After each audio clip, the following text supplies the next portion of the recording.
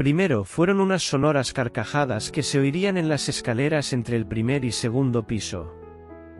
Muchos vecinos abandonaron sus camas sobresaltados, preguntándose en vano cuál era el origen de tan misterioso sonido. Las siniestras risas fueron diluyéndose en el silencio del edificio y terminaron por desaparecer al cabo de unos minutos. Lo que en principio parecía ser tan solo la obra de un bromista se tornó en interrogante al comprobar que no había nadie escondido en los rellanos. Durante los días siguientes solo se escucharon ruidos extraños a últimas horas de la noche. Eran más breves y sonaban más alejados, por lo cual la vecindad no les otorgó tanta importancia.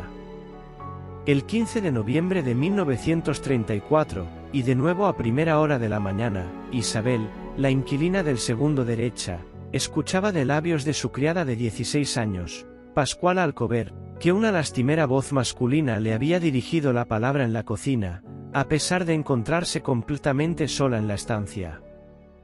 Al día siguiente, cuando la muchacha cerraba la trampilla del fogón, la propia dueña del piso pudo oír un chillido varonil que se articulaba en un ay de dolor, y que a continuación exclamaba: «María, ven».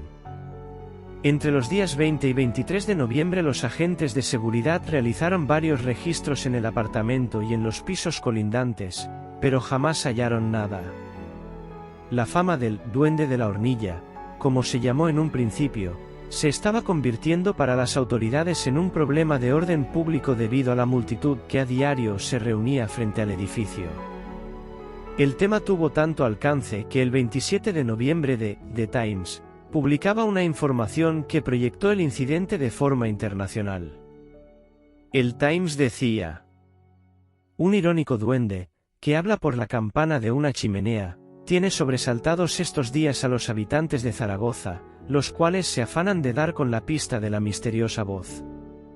Un arquitecto y varios obreros han sido requeridos para trabajar sobre el terreno, han removido todo el piso e incluso han levantado el tejado, pero los trabajos han sido totalmente infructuosos. La policía trabaja activamente. No se ha podido impedir que de entre los grupos estacionados frente a la casa se destacasen varias personas y se lanzaran al techo, presas de gran alteración nerviosa, para buscar al duende. La policía se ha visto obligada a desalojar varias veces la puerta de la casa». Sin respuesta lógica alguna a los sucesos, los expertos metidos en el caso dedujeron que Pascuala, la criada, estaba realizando un complicado acto de ventrílocuo, cosa que jamás pudo ser probada. Al llamar a un albañil para que midiera la cocina, la voz le dijo: «No te preocupes, mide 27 centímetros», cuando el hombre se encontraba calculando las medidas de una parte determinada de la habitación. Y exactamente, como dijo el ser, la medida era correcta. El albañil se levantó y abandonó el edificio a toda prisa, dejando sus herramientas en el lugar. Ese día Pascuala no se encontraba en el edificio. La evidencia presentada, y el hecho de que la entidad seguía en el lugar rápidamente demostró que no se trataba de un engaño o truco realizado por los Palazón o Pascuala. El duende no solo hablaba, sino que también podía adivinar cuántas personas se encontraban en una habitación determinada e incluso respondía a un interrogatorio policial. «¿Quieres dinero?» «No». «¿Quieres un trabajo?» «No». «¿Qué es lo que quieres, hombre?» «No soy un hombre». Arturo Grijalva, hijo del dueño del edificio y testigo del evento, narró que en el tiempo que la investigación estaba siendo realizada, se escabulló al interior de la cocina para ver si podía escuchar a la voz. Se dio cuenta de que ya nadie vivía en el edificio, y que solo había policías guardando el perímetro del departamento. Cuando Arturo le dijo a su padre que era una locura, que se fueran, la voz le contestó con una voz ominosa y gutural: «No estoy loco, pequeño». Todo el mundo lo escuchó y huyeron de la zona. En los diferentes atestados oficiales de aquella redada en busca de lo insólito, los magistrados y forenses solo pudieron certificar que la sirvienta, la persona a la que inicialmente apuntaban como causante del burdo fraude, no era responsable de las manifestaciones, pero posiblemente cediendo a las presiones políticas de la época, finalmente se acordó que la joven Pascuala era la voz del duende y la causante de los sucesos.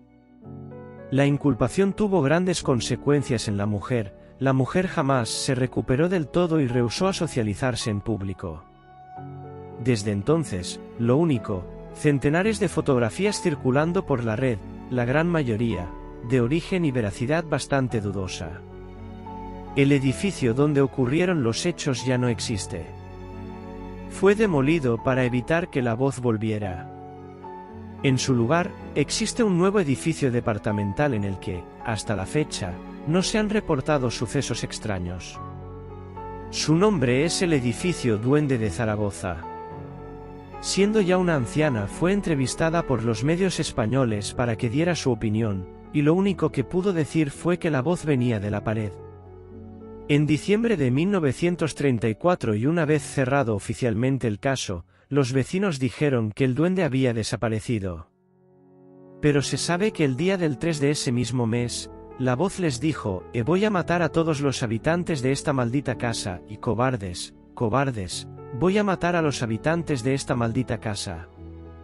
Esa misma noche, última vez que se supo del duende, murió en el barrio la vecina Asunción Jiménez. Cuentan que tras realizar una sesión de espiritismo, aunque, posiblemente, los casos no guardaran ninguna relación entre sí. Desde entonces, lo único, centenares de fotografías circulando por la red, la gran mayoría, de origen y veracidad bastante dudosa. El edificio donde ocurrieron los hechos ya no existe. Fue demolido para evitar que la voz volviera. En su lugar, existe un nuevo edificio departamental en el que, hasta la fecha, no se han reportado sucesos extraños. Su nombre es el edificio Duende de Zaragoza.